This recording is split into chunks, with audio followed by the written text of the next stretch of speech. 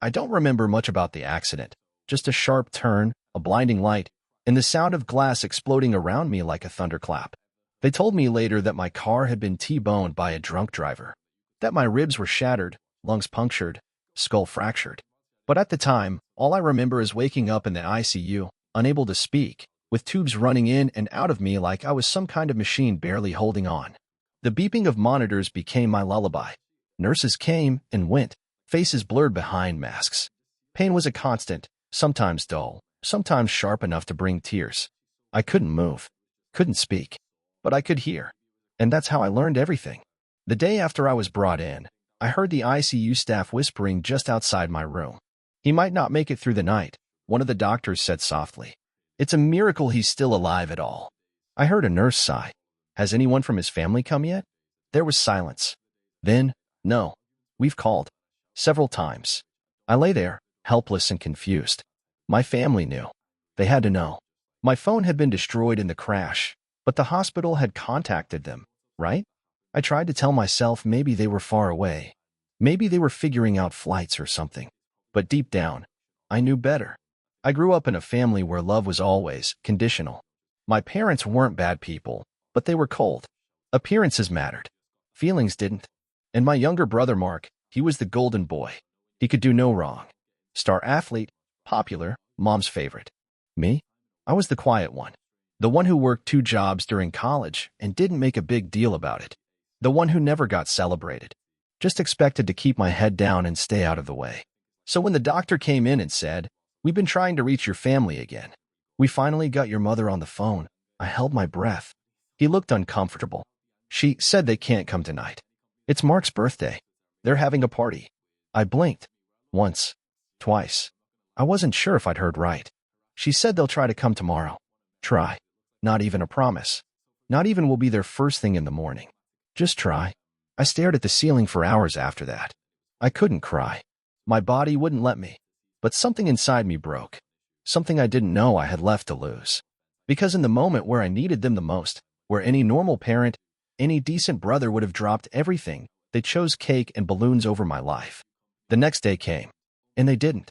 The nurses were kind. One even sat with me for a while and held my hand. She didn't say anything. Just let me know someone was there. And that small gesture meant more than anything my family had done in years. On day 3, my condition took a turn. My lungs were collapsing again. They prepped for emergency surgery. I caught glimpses of people rushing around, blue scrubs flying past my eyes, urgent voices barking orders. I felt like I was slipping, falling backward into a dark ocean with no shore in sight. And in those moments, I made a decision. If I survived this, if I actually made it through, I wouldn't go back to pretending. I wouldn't keep chasing people who only saw me when it was convenient. I would leave something behind, something they couldn't ignore. So I asked one of the nurses for a favor. When I was strong enough to write again, barely able to move my arm, fingers trembling, I scribbled a letter. It took me hours. Painstaking. Every word soaked in all the feelings I'd bottled up for years. Everything I wished I could scream at them. I wrote about the accident, the nights I lay there alone, the party, the fact they chose Mark's celebration over my possible funeral. And I ended it with just one line. "Don't bother looking for me." I folded the letter. I asked the nurse to leave it on my bed if I wasn't there when my family finally arrived. She didn't ask questions. She just nodded. And then I left. No, not in the way they probably expected. I got discharged 3 days later. The doctors called it a miracle. My body pulled through. But something inside me never came back. I checked myself out early, with the help of a social worker who'd been quietly watching the whole situation unfold. I didn't tell my family. Didn't text. Didn't call. I changed my number. I deleted my social media. I packed a bag with what little I had, and I left that hospital with nothing but a scar on my temple and the letter I'd left behind on my bed. When my family finally showed up 2 days later, fresh from Mark's birthday weekend, probably expecting tears and gratitude, they found my room empty. And my letter waiting. The nurse later told me their faces went pale as they read it. My mother sat down. My father swore under his breath. Mark tried to laugh it off, but the nurse said even he didn't look convinced. I wasn't there to see it. And for the first time in my life, I didn't care. I ended up in a quiet little town no one in my family had ever heard of, population under 5,000, The kind of place where gas stations double as grocery stores and neighbors wave whether they know you or not. I rented a room above a diner where I picked up part-time work washing dishes. It wasn't glamorous. It wasn't the life I planned, but it was mine. There's something terrifying and beautiful about starting over completely. For the first time in my life, I didn't have to meet anyone's expectations. I didn't have to be the disappointment, the background brother, the afterthought. I was just me. I spent my days working and my nights recovering. The physical pain faded faster than the emotional damage. Sometimes I'd wake up in a cold sweat, heart racing, with phantom voices of doctors repeating, "Tonight might be his last." Sometimes I saw Mark's smirking face in my dreams, him raising a drink while I lay dying alone. But in the silence, I began to hear myself for the first time. It was around the 3rd month when I got the first letter. It was postmarked from my hometown. No return address, just my name, in my father's familiar handwriting. I almost threw it away, but curiosity got the better of me. Inside was a single page. Neat, formal. My dad had always written like he was typing up a corporate memo. "We came to the hospital. We didn't expect what we found. Your letter was shocking. But if you're reading this, it means you're alive. That's all that matters. We'd like to talk. When you're ready." That was it. No apology. No explanation. Just a lukewarm attempt at reeling me back in. I didn't reply. A week later came another letter. This one from my mother. Hers was more emotional. Rambling, even. She talked about how she was devastated by what she read. That it wasn't what it looked like. That they had wanted to come, but things were complicated. What could possibly be more complicated than your son dying in a hospital bed? That letter went straight into the trash. They kept coming. Every week like clockwork. My father's tone remained steady, like he was negotiating a business deal.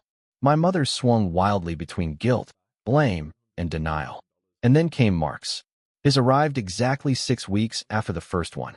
The envelope smelled like cologne and was scrawled in blue ink like he was writing in a yearbook. "Hey bro, don't know why you're being so dramatic. We didn't know it was that bad. If you'd told us you were about to die, we would have come duh. Anyway, let's squash this, okay? Mom's losing her mind. No, I'm sorry." No acknowledgement of what he did. Just gaslighting and ego. That one pissed me off more than the rest. I almost sent a reply. Almost. But I stopped myself. I'd left that world behind for a reason. I wasn't going to get dragged back into the game where Mark's mistakes were just misunderstandings, and my pain was always too much. But life has a way of throwing things at you just when you think you're healing. It was a rainy Thursday morning when I opened the diner and saw her. She was sitting at the corner booth with a travel mug and a notebook. Hair in a loose bun, hoodie drenched from the storm. She looked up and smiled, an honest, open kind of smile, and asked if they had real maple syrup. That was how I met Emily. She was new in town, too. A writer, passing through on a long break after a messy divorce. We started talking during my breaks. Then after hours, she asked questions no one had ever asked me, about my favorite books, childhood memories, whether I believed people could change. I lied about my past at first, said I'd moved to get away from a toxic job, that I needed a clean slate. But Emily saw through it. I think she saw something broken in me that matched something broken in her. One night, sitting on the diner rooftop, watching the stars shimmer through clouds, I told her the truth. All of it. The accident, the ICU, the letter, the silence, everything. She didn't interrupt. She didn't pity me. She just listened. And then she said something that stuck with me. Sometimes you have to disappear to be seen. I'd never thought of it that way. But she was right.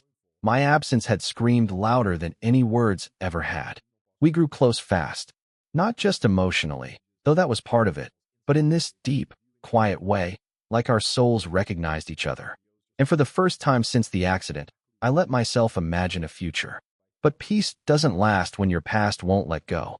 One evening, I got back to my tiny rented room to find someone sitting on the stairs outside. It was my mother, drenched, pale, holding one of the letters she'd sent, creased and worn like she'd read it 100 times. "I found you," she whispered. I froze. She looked thinner, older, but her eyes were exactly the same. "I just want to talk." And despite everything in me screaming no, I let her in. She stepped into my small room like it was a foreign planet. Her eyes lingered on the bare walls, the tiny bed, the stack of books on the floor. I could tell she was trying to keep her composure, but the tension in her shoulders betrayed her. I didn't offer her a seat. I just stood near the window, arms crossed, waiting. You look thinner, she said softly, as if it were a compliment. But better, somehow. I didn't respond. She sat down anyway, clutching her purse like it was her last lifeline. We were wrong, she started. That night, we should have come. I know that now. I laughed. I couldn't help it. Now you know. She winced like I'd slapped her. I didn't realize how bad it was. The hospital called, but they weren't clear. We thought you were stable. Your father said we should wait until morning, because Mark's birthday party was more important. Her eyes welled up. It wasn't like that. It was like that. I snapped. You chose cake and candles over me. The room went silent. I wrote that letter because I meant every word, I said, my voice shaking. I wasn't trying to scare you. I was saying goodbye. Tears started to fall down her face. I'd only seen my mother cry twice before in my life, once at her own father's funeral, and once when Mark didn't get into his first-choice college. Never for me. I read it over and over, she whispered. I kept it, folded in my wallet. I couldn't believe you meant it. I did, I said. And honestly, I still do. She looked up sharply. But you're alive. You're okay. I survived. That's not the same as being okay. She stood and walked toward me, slowly, like approaching a wounded animal. I came alone. Your father didn't want me to. Mark told me I was wasting my time. That didn't surprise me. Not even a little. I had to see you, she said. I had to know. To know what? If you were really gone. Not physically, she said, wiping her face, but if we'd lost you, completely. I didn't answer. I didn't know how to. I know I failed you, she whispered. We all did. But I'm your mother. And I want to try. Please, let me try. It would have been so easy to give in. To hug her. To forgive. To pretend the damage hadn't been done. But healing isn't about what's easy. You don't get to just show up and fix this, I said. That letter wasn't an invitation for redemption. It was a boundary. She looked stunned. I'm not asking for much, she pleaded. Just don't shut me out. Let me earn back your trust. Please. I let her sleep on the couch that night.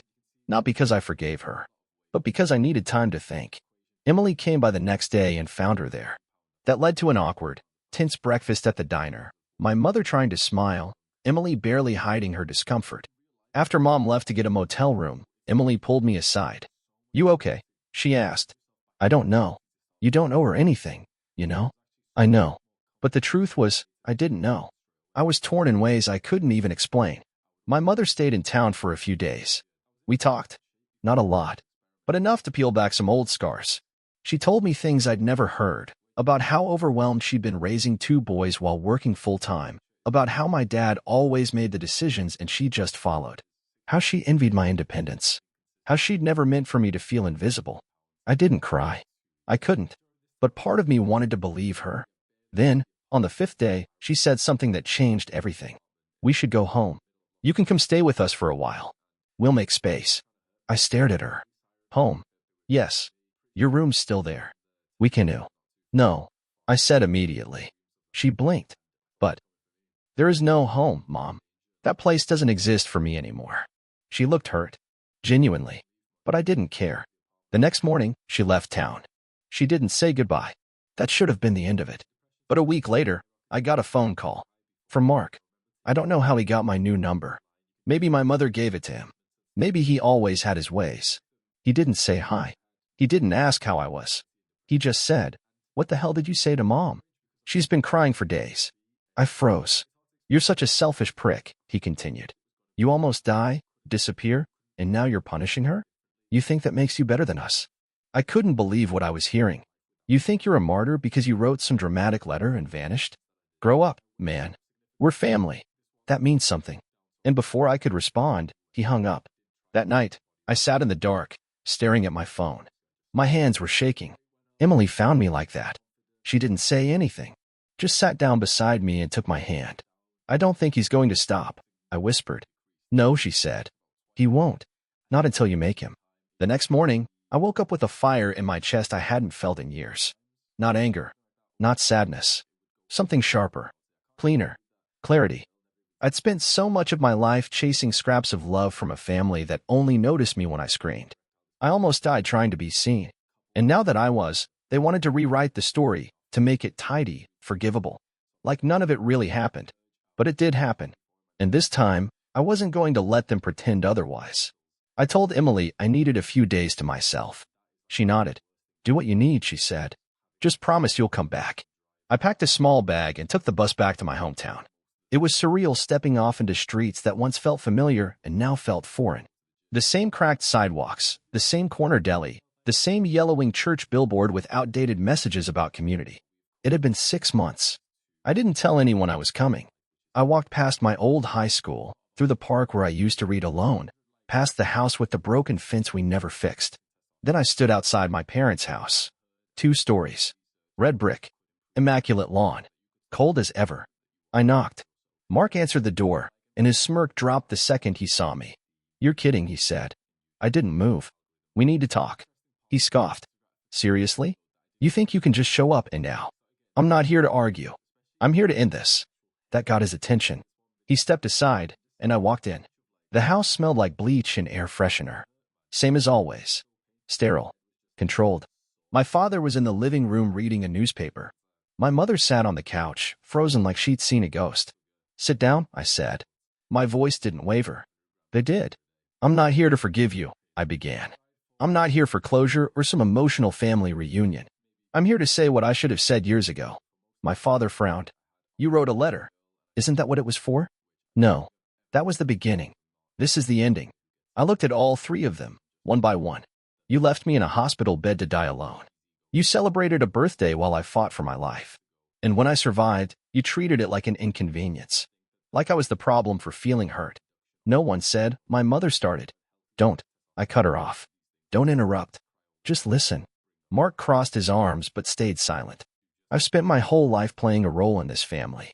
The quiet one. The backup son. The placeholder. I did everything I could to earn even a fraction of the attention you gave Mark without him even asking. He rolled his eyes. Jesus. I turned to him. You want to talk now? Good. Because this is for you too. You didn't show up either. You didn't care. And then you called me selfish? You think being the center of attention makes you important? It just makes you loud.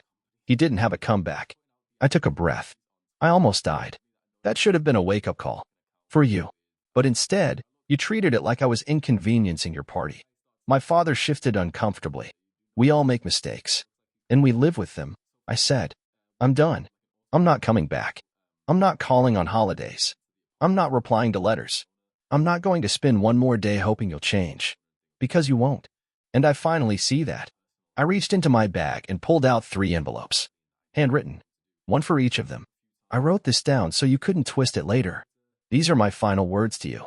If you want to read them, fine. If not, I don't care. But don't contact me again. I've rebuilt my life. I have someone who actually sees me. And I refuse to let your silence echo in my head anymore. I placed the letters on the table, turned, and walked out. No one stopped me. Not one of them called my name. And that silence? It was the loudest goodbye I'd ever heard. Back at the bus station, I sat under the flickering overhead lights and opened my phone. I had one new message. From Emily. Are you okay? I smiled for the first time in days. I am now. When I got back to the small town, the trees looked greener. The streets felt warmer. Emily ran out of the diner when she saw me, her arms wrapping around me before I could say a word. You did it, she whispered. Yeah, I said. I did. I told her everything. And when I finished, she looked me straight in the eye. You don't have to be what they tried to make you. I know. We stood there in silence, and for once, it was a silence filled with peace, not pain. I've kept those last letters sealed in my mind ever since. But sometimes I think about what they felt reading them. Whether they cried. Whether they felt ashamed. And then I remind myself it doesn't matter. Because I finally chose me.